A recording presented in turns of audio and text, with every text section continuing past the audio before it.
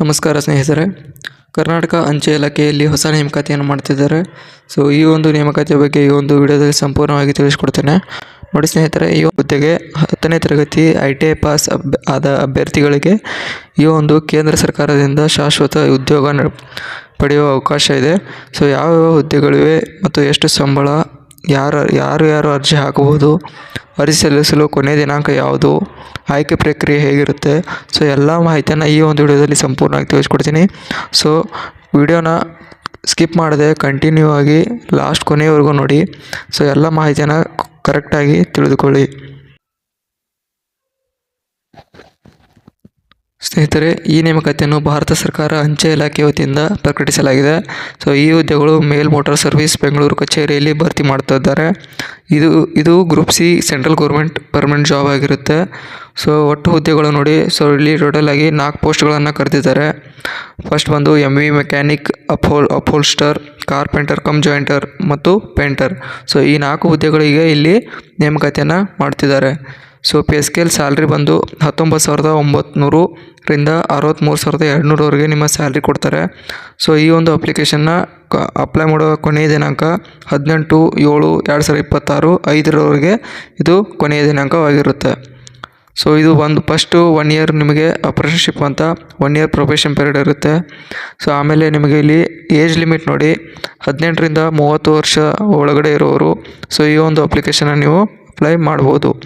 1/1/2026 for general ಮತ್ತು EWS ಅಭ್ಯರ್ಥಿಗಳಿಗೆ ಈ ದಿನಾಂಕ ಒಳಗಡೆ ಇರೋರು ಈ ಒಂದು ಅಪ್ಲಿಕೇಶನ್ನ ಅಪ್ಲೈ ಮಾಡ್ಬೋದು.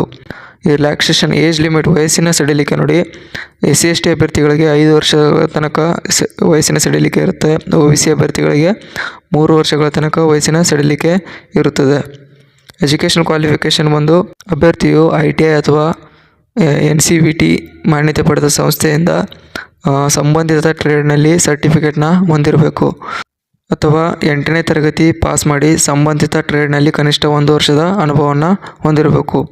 ಮೋಟಾರ್ ವೆಹಿಕಲ್ ಮೆಕ್ಯಾನಿಕ್ ಹುದ್ದೆಗೆ ಕಡ್ಡಾಯವಾಗಿ ವ್ಯಾಲಿಡ್ ಡ್ರೈವಿಂಗ್ ಲೈಸೆನ್ಸ್, LMV ಅಥವಾ HMV ಡ್ರೈವಿಂಗ್ ಲೈಸೆನ್ಸ್ ಹೊಂದಿರಬೇಕು.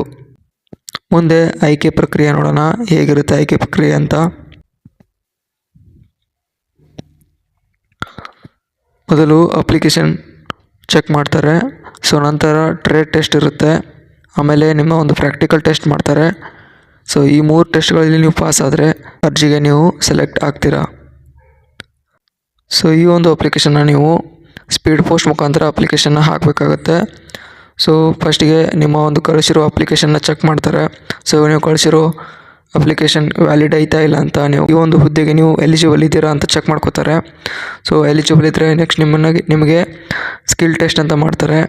ಆಮೇಲೆ ಟ್ರೇಡ್ ಟೆಸ್ಟ್ ಅಂತ ಇರುತ್ತೆ. ಸೊ ಈ 3 ಟೆಸ್ಟ್ ಪಾಸ್ ಆದ ನಂತರ ಈ ಹುದ್ದೆಗೆ ನೀವು ಎಲಿಜಿಬಲ್ ಆಗ್ತೀರಾ.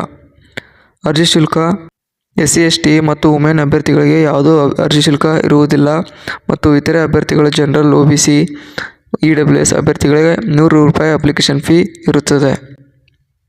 ಟ್ರೇಡ್ ಟೆಸ್ಟ್ ಹಾಜರಾಗುವಾಗ ಸೊ ಎಲ್ಲರಿಗೂ ಕೂಡ 400 ರೂಪಾಯಿ ಎಕ್ಸಾಮಿನೇಷನ್ ಫೀ ಇರುತ್ತದೆ. ಸೊ ಅದನ್ನು ಎಲ್ಲರೂ ಕೂಡ ಪೇ ಮಾಡಬೇಕಾಗುತ್ತೆ. ಸೊ ಅರ್ಜಿಯನ್ನು ನೀವು ಆಫ್ಲೈನ್ ಮುಖಾಂತರನೇ ಅರ್ಜಿಯನ್ನು ಸಲ್ಲಿಸಬೇಕು. ಆನ್ಲೈನ್ ಮುಖಾಂತರ ಅರ್ಜಿ ಇರುವುದಿಲ್ಲ. ಸೊ ಅಪ್ಲಿಕೇಶನ್ ಫಾರ್ಮನ್ನು ಈ ನೋಟಿಫಿಕೇಷನಲ್ಲಿ ಇರುತ್ತೆ. ಸೊ ಈ ನೋಟಿಫಿಕೇಷನ್ನ ನಾನು ಡಿಸ್ಕ್ರಿಪ್ಷನ್ ಬಾಕ್ಸಲ್ಲಿ ಕೊಟ್ಟಿರ್ತೇನೆ. ಸೊ ಈ ಒಂದು ಪೋಸ್ಟ್ನ ನೀವು ಡೌನ್ಲೋಡ್ ಮಾಡಿಕೊಂಡು ಸೊ ಈ ಎಲ್ಲ ಡೀಟೇಲ್ಸ್ನ ಫಿಲಪ್ ಮಾಡಿ ಸೊ ನೀವು ಕಳಿಸ್ಬೇಕಾಗತ್ತೆ. ಸೊ ಪೋಸ್ಟ್ ಅಡ್ರೆಸ್ ಬಂದು mail motor service number 4 Basaveshwara road, Vasanth Nagar, Bengaluru.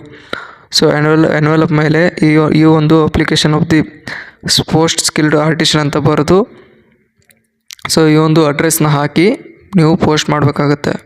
So ಇದಕ್ಕೆ ನೀವು ಅಟ್ಯಾಚ್ ಮಾಡೋಕ್ಕಾಗಿರೋ ಡಾಕ್ಯುಮೆಂಟ್ಸ್ಗಳು ಏನೇನು ಬೇಕಾಗುತ್ತೆ ಅಂದರೆ SSLC ಮಾರ್ಕ್ಸ್ ಕಾರ್ಡ್, ನಿಮ್ಮ ಒಂದು ITI ಸರ್ಟಿಫಿಕೇಟ್ ಮತ್ತು ಎಕ್ಸ್ಪೀರಿಯನ್ಸ್ ಸರ್ಟಿಫಿಕೇಟ್, ಮತ್ತು ನೀವು ಡ್ರೈವಿಂಗ್ಗೆ ಅಪ್ಲೈ ಮಾಡ್ತಿದ್ದೀರ ಅಂದರೆ ಆ post driving licence, caste certificate, passport size photo, 2 ID proof, Aadhaar card, PAN card ಮತ್ತು ಅಪ್ಲಿಕೇಶನ್ ಫೀ ರೆಸಿಪ್ಟ್, ನೀವು ಪೇ ಮಾಡಿರೋ ಅಪ್ಲಿಕೇಶನ್ ಫೀ ರೆಸಿಪ್ಟನ್ನ ಸೊ ಇಲ್ಲಿ ಇದರಲ್ಲಿ ಎನ್ವೆಲಪಲ್ಲಿ ಹಾಕಿ ಕಳಿಸ್ಬೇಕಾಗತ್ತೆ. ಪ್ರಮುಖ ದಿನಾಂಕಗಳು ಸೊ ಈ ಒಂದು ನೋಟಿಫಿಕೇಷನ್ ಡೇಟ್ ಆಲ್ರೆಡಿ ಜೂನ್ 16ರಂದು ಬಿಟ್ಟಿದ್ದಾರೆ. ಸೊ ಕೊನೆಯ ದಿನಾಂಕ 18 7/2026 ಜುಲೈ 18ಕ್ಕೆ ಇದು 5 ಗಂಟೆಯ ಒಳಗಡೆ ಎಂಡ್ ಆಗುತ್ತೆ. ಸೊ ಅಷ್ಟರಲ್ಲಿ ನೀವು ಪೋಸ್ಟ್ಗೆ ಆಫ್ಲೈನ್ ಮುಖಾಂತರ ಈ ಒಂದು ಅರ್ಜಿಯನ್ನು ಸಲ್ಲಿಸಬೇಕಾಗತ್ತೆ. ಸೊ ಒಬ್ಬ ಅಭ್ಯರ್ಥಿಯು ಒಂದಕ್ಕಿಂತ ಹೆಚ್ಚು ಟ್ರೇಡ್ಗೆ ಅರ್ಜಿಯನ್ನು ಹಾಕಬಾರ್ದು. ಸೊ ಇದು ಇಂಪಾರ್ಟೆಂಟ್ ಇನ್ಸ್ಟ್ರಕ್ಷನ್ಸ್. ಪ್ರತಿ ಟ್ರೇಡ್ಗೆ ಪ್ರತ್ಯೇಕ ಅಪ್ಲಿಕೇಶನ್ ಕಳಿಸಬೇಕು. ಕೊರಿಯರ್ ಮೂಲಕ ಕಳುಹಿಸಿದ ಅರ್ಜಿಗಳನ್ನು ಸ್ವೀಕರಿಸುವುದಿಲ್ಲ. ಸ್ಪೀಡ್ ಪೋಸ್ಟ್ ಮೂಲಕ ಮಾತ್ರ ಕಳುಹಿಸಬೇಕು. ಒರಿಜಿನಲ್ ಸರ್ಟಿಫಿಕೇಟ್ಸ್ ಕಳುಹಿಸಬೇಡಿ. Only self attested xerox copies ಮಾತ್ರ ಎನ್ವೆಲಪಲ್ಲಿ ಹಾಕಿ ಕಳಿಸಿ. ಸೊ ಇಲ್ಲಿರುತ್ತೆ, ಈ ಅಪ್ಲಿಕೇಶನ್ ಫಾರ್ಮ್ನ ಡೌನ್ಲೋಡ್ ಮಾಡ್ಕೊಂಡು ಎನ್ವೆಲಪ್ ಹಾಕಿ ಹೇಳಿರೋ ಅಷ್ಟು ಡಾಕ್ಯುಮೆಂಟ್ಸ್ನ ನೋಟ್ ಡೌನ್ ಮಾಡ್ಕೊಂಡು ಆ ಒಂದು ಡಾಕ್ಯುಮೆಂಟ್ಸ್ನ ಕಲೆಕ್ಟ್ ಮಾಡ್ಕೊಂಡು ಎನ್ವೆಲಪ್ ಹಾಕಿ ಪೋಸ್ಟನ್ನು ಹಾಕಿ. ಸೊ ಆವಾಗ ನಿಮ್ಮ ಒಂದು ಆಫ್ಲೈನ್ ಅರ್ಜಿಯು ಸಬ್ಮಿಟ್ ಆಗುತ್ತೆ. ಒನ್ಸ್ ಅವ್ರು ರೀಚ್ ಆದಮೇಲೆ ಸ್ಪೀಡ್ ಪೋಸ್ಟ್ ಮುಖಾಂತರ 1 ರಿಂದ 2 ದಿನದಲ್ಲಿ ನಿಮ್ಮ ಅಪ್ಲಿಕೇಶನ್ ರೀಚ್ ಆಗುತ್ತೆ. ಸೊ ಅವರು ಎಲ್ಲ ಡಾಕ್ಯುಮೆಂಟ್ಸ್ ವೆರಿಫೈ ಮಾಡಿ ಎಲ್ಲ ಕರೆಕ್ಟ್ ಆಗಿದ್ದರೆ ನಿಮಗೆ ನೆಕ್ಸ್ಟ್ ಇನ್ಸ್ಟ್ರಕ್ಷನ್ಸ್ ಕಳಿಸ್ತಾರೆ. ಸ್ನೇಹಿತರೆ, ಇದು ಕರ್ನಾಟಕದ ಅಂಚೆ ಇಲಾಖೆಯ ಉತ್ತಮ ಕೇಂದ್ರ ಸರ್ಕಾರದ ಉದ್ಯೋಗ ಅವಕಾಶವಾಗಿದೆ. ಅರ್ಹ ಅಭ್ಯರ್ಥಿಗಳು ಕೊನೆಯ ದಿನಾಂಕಗಳ ಒಳಗಡೆ ನೀವು ಒಂದು ಅರ್ಜಿಯನ್ನು ಸಲ್ಲಿಸಿ.